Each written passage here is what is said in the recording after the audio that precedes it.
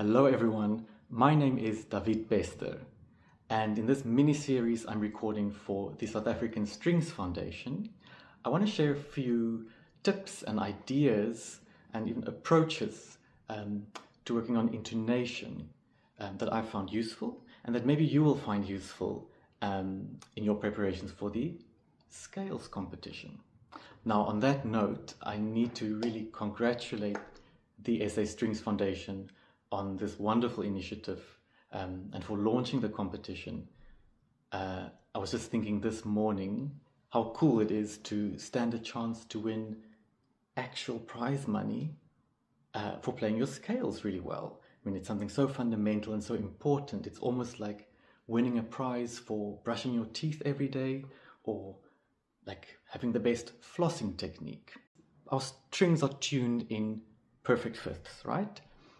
Now, when perfect fifths are perfectly in tune, they have this really unique quality where they're absolutely stable. The sound kind of combines in this very unique way, and it's just strong and stable and just in tune. Now, I'm going to demonstrate what I'm listening for. I'm going to exaggerate a little bit so you can hopefully pick it up in the video. Yeah, so here we go.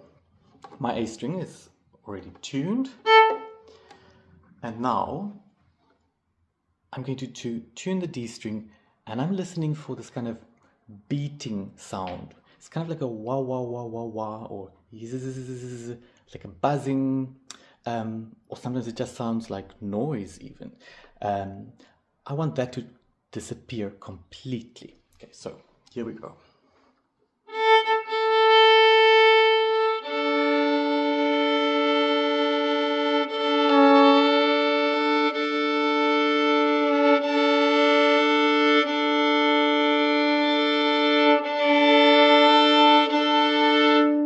Here it sounds close to in tune, but if you listen closely,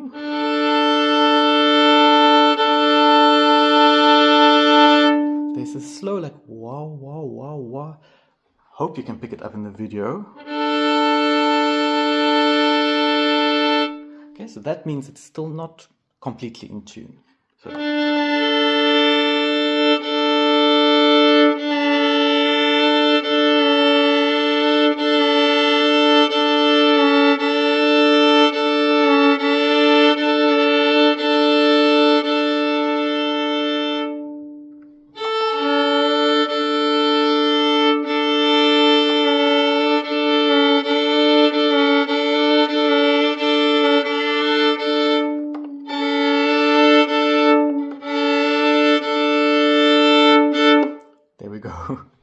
doesn't normally take this long.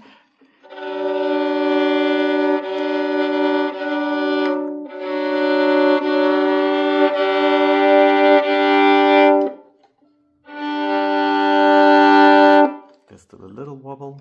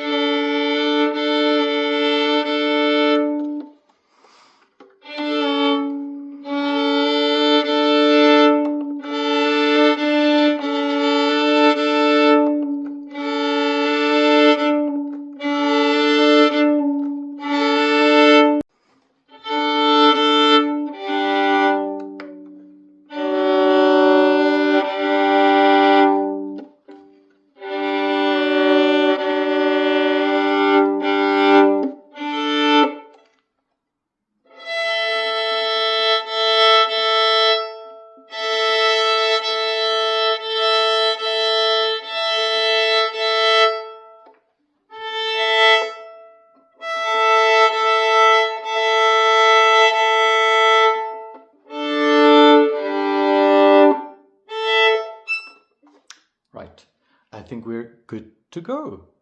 My strings are in tune. Took a little bit longer than usual, but now we've got a solid foundation to work from.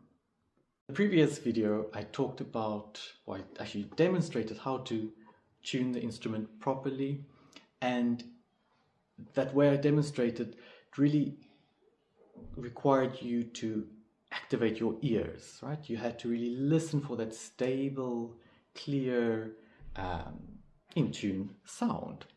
And secondly, it left you with 4 perfectly in tune open strings, which is a great thing to have when we are going to use those open strings to kind of organize our intonation. Now, we get to a concept here of sympathetic resonance, or we could simply call it resonance. To demonstrate this, I'm going to only play the open string notes, so the notes any G, D, A, and E. And when I play any of those notes, when it's not an open string, the open string should vibrate in sympathy, right? Sympathetic vibration or sympathetic resonance. Now, my goal in doing this, let's call it an exercise, is to find the best resonance, the most resonant resonance, and I'm going to just demonstrate how I do that. Obviously, I'm going to exaggerate a little bit so it comes across in the video, but let's take the note A, first finger on the G string. My ear is going to be kind of latch on to the open A string, and the E string will also ring in the background. You'll even get harmonics on the D string to resonate.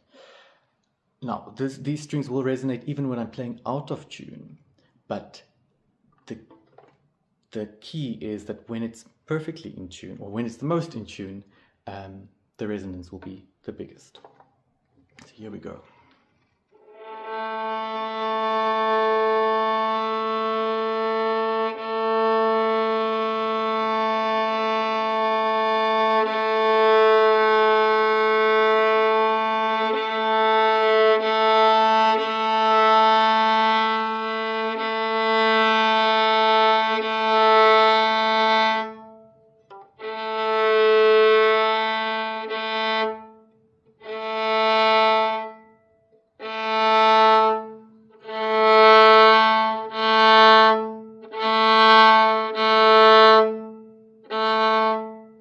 Right, I hope you can hear that on the video.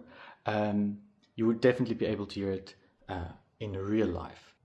I encourage you to, let's say, pick the note A, find all the A's on your instrument, and really just rely on this resonance. Train your ear to seek out the most resonant spot for each of these notes. Let's say you've got the note A done, right?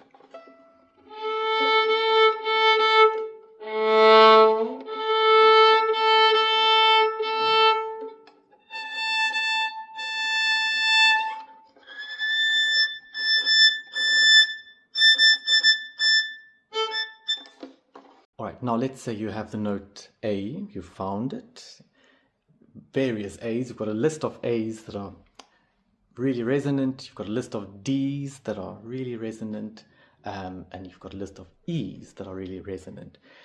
Then we have the tonic, the subdominant, and the dominant notes of a scale like A minor or A major. And I can kind of play a scale, a skeleton of a scale, right?